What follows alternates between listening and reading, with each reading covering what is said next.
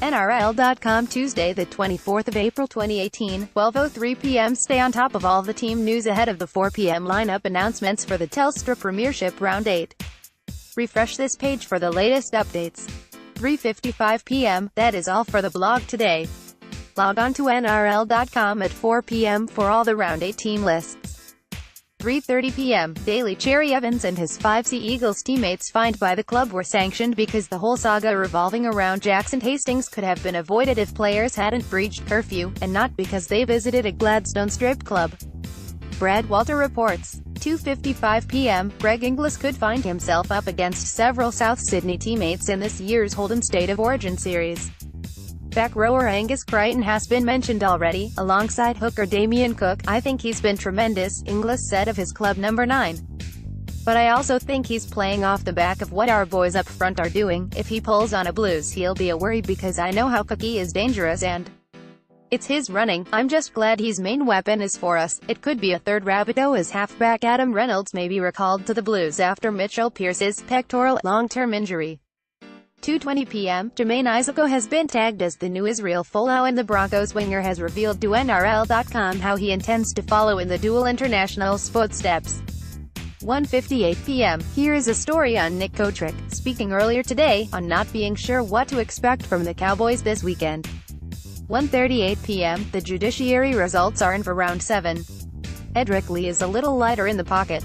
1:19 p.m. Greg Inglis plays his 250th NRL game on Thursday against Brisbane, but hasn't forgot the first 13 years ago, reports Margie McDonald from Rabbitohs training at Redfern. "I remember it like yesterday.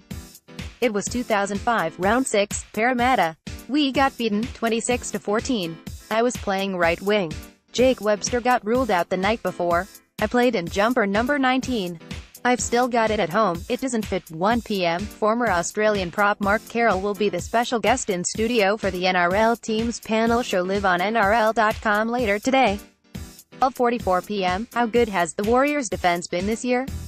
This good. 12 p.m. In today's NRL podcast, Jamie Seward and Zach Bailey discuss Ben Hunt's Queensland Origin chances, the evolution of wingers in rugby league, what it's like to play in the traditional Anzac Day clash as a Dragon, and their tips for this week's games. Have a listen below or subscribe wherever you get your podcasts. 11:35 a.m. Good news for the West's Tigers with NRL.com's Dan Walsh reporting Elijah Taylor still has to pass concussion protocols but is expected to be right, while Chris Lawrence is fit to make his return from a hamstring injury against Parramatta on Sunday. 11:20 a.m. As we prepare for another blockbuster week of footy, look back at the best images of NRL Round 7. 10:50 a.m. Want to get your tips in early, with the round kicking off on Wednesday afternoon this week? Check out our match previews for all 8 games, which will be updated later today with full team news and more. 10:30 a.m. The team lists for the 2 traditional Anzac Day games are already live here, and the big team list questions facing the other 12 clubs are below. South Sydney Rabbitohs v Brisbane Broncos, 7:50 p.m. Thursday at NZ Stadium. Rabbitohs lock Cameron Murray, hamstring, was close to playing last weekend. His expected return will be timely with Sam Burgess again suspended. Broncos hooker Andrew McCullough, elbow, 4 to 6 weeks, leaves a big gap. Expect Cody Nikorima to spend some time at dummy half, while big men Sam Tidey and Josh McGuire are also capable of filling in for spells if required. Manly Sea Eagles v Newcastle Knights, 6 p.m. Friday at Lottoland. Sea Eagles winger Brad Parker, knee, 4 to 6 weeks, adds another name to Manly's lengthy unavailable list. Matt Wright is likely to move from the bench to start in Parker's place. The loss of halfback Mitch Pearce, pec, 10 to 14 weeks, is a massive blow. Playmaker Connor Watson is close to returning from a shoulder injury and could partner Jack Cogger in the halves, while Brock Lamb is also a chance of a recall. Penrith Panthers v Canterbury Bankstown Bulldogs, 7:55 p.m. Friday at Panthers Stadium. Panthers. There are no fresh names on the injured list for Penrith this week, meaning a fairly similar team sheet is expected. Bulldogs. The Bulldogs also have no fresh injury concerns after their low-scoring loss to the Roosters last week, with a similar team expected to run out against Penrith. Gold Coast Titans v Cronulla Sharks, 5:30 p.m. Saturday at CBU's Super Stadium. Titans. Garth Brennan has no fresh injury concerns, but last week's first-half defensive woes are a worry. Sharks back row pair Jason Bukuya, groin, and Wade Graham, hamstring, are each pushing to return this week.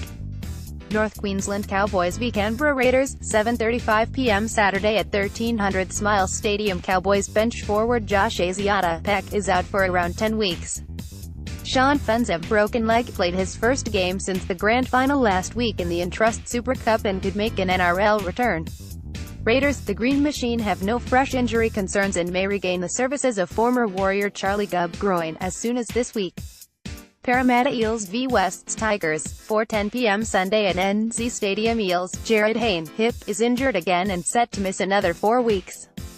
Josh Hoffman is his likely replacement, although young gun Greg Lelesuau got through an injury comeback last weekend. Bevan French, shoulder, and Kiri Samauva, ribs, will also be pushing to return. Lock Nathan Brown, ankle, is due to make a comeback and will replace Penai Taripo in the starting side if fit. Wests Tigers, injured back rower Chris Lawrence, hamstring, is set to return while Elijah Taylor is fit to play after passing concussion protocols. Jacob Little is in some doubt with a sternum injury. Corporate partners